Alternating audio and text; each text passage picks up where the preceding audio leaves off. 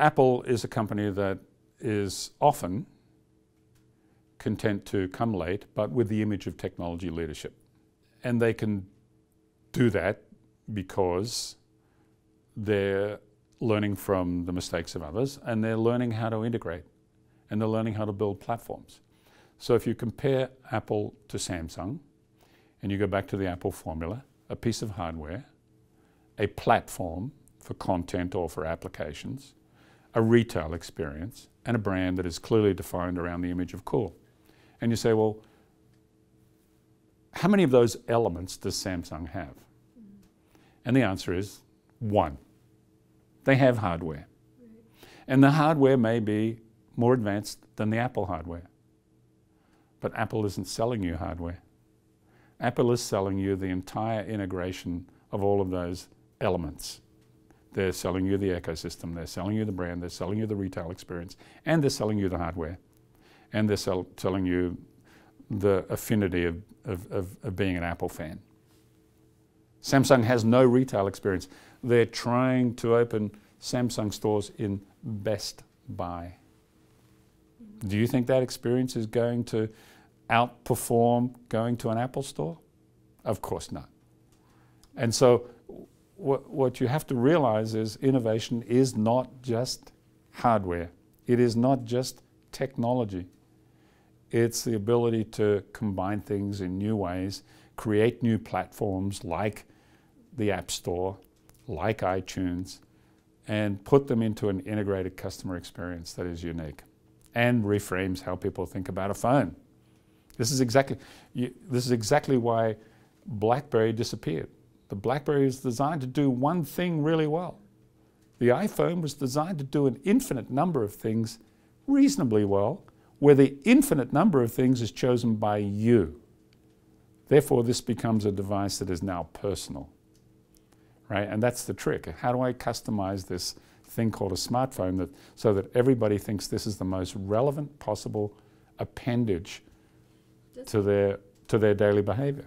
Does it not then get down to the brand identity, the brand affinity, the integration that you're talking about? I mean, Apple has always been a completely identifiable brand and in an aspirational way. And if you're just talking about, like when you were talking, I was thinking about Geek Squad, Genius Bar. Of course. Yeah. I mean, it's which one do you want to identify with? Do you want to be seen as a geek, or do you want to be seen as a genius? So again, is that the brilliance of someone like Steve Jobs to, from the beginning, he wanted, like you said, the happy prisoners. He wanted everything to be all part of his one vision. Well, that is absolutely true. But what we need to accept is that innovation of the kind that Apple does is not contingent on a visionary. It's now encoded as a formula. It's now a consistent way of attacking a category that they didn't belong to. They didn't belong to phones. They didn't belong to MP3 players. They didn't belong to watches. They don't belong to TVs. They don't belong to cars. But they will be there. And they will use the formula. They will make a car. But they will do something else that supports the car. They will have an experience similar to what Tesla might be providing. If you talk to Tesla owners, what do they love about the car? They love the fact that it's a living product. It's a piece of software on wheels.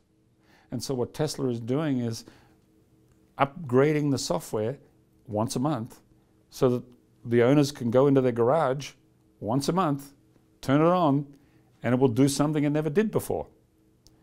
And so it's a dynamic experience, and that's what you're getting from Apple, it's what you're getting from Tesla, it's what you're going to get from a lot of other people as well. And so what you don't want is to believe that to be an innovative company, I have to have a Steve Jobs. That is not the case. You don't need a Steve Jobs. You just need a commitment to being willing to reframe. And then you use all of the tools that are available to you to go out and find those opportunities. And then you design an organization that runs a reframing innovation process separate from the sustaining innovation process, and you commit. But are you saying that? You commit. Are you saying then that a Steve Jobs or a Schultz or any one of these that really changed the way that we experience our lives, that they understood the formula, and that's why they're successful, and they're passing it down now to the people. They hadn't codified the formula.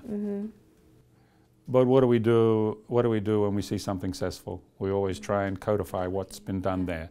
And so I don't think for 1 minute Steve was a formula guy. He was inspired, but the principles of his inspiration are what we need to capture. And the principles were, where is the overlooked, underserved problem? And how can I put that into a really compelling experience for somebody? Does Apple give you everything?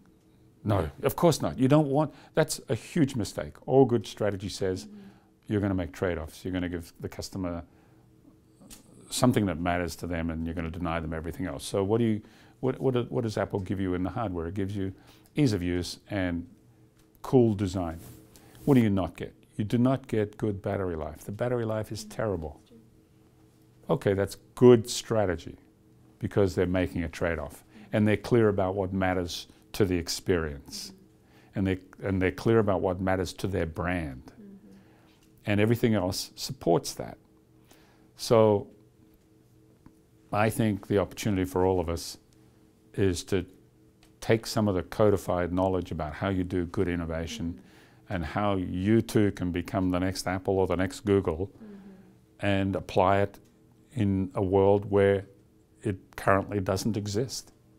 Apply the innovation principles in a world where it doesn't currently exist, because somebody is looking at your market. The other thing we know about reframing innovation is no industry is immune. No industry is immune. The French wine industry, they owned the wine industry for centuries, but in the last 25 years have lost it because of New World wine competitors in Australia, Chile, Argentina, South Africa. No industry is immune. So if you don't have a Steve Jobs in your industry, here's the chance for you to be that mantle, to be that visionary.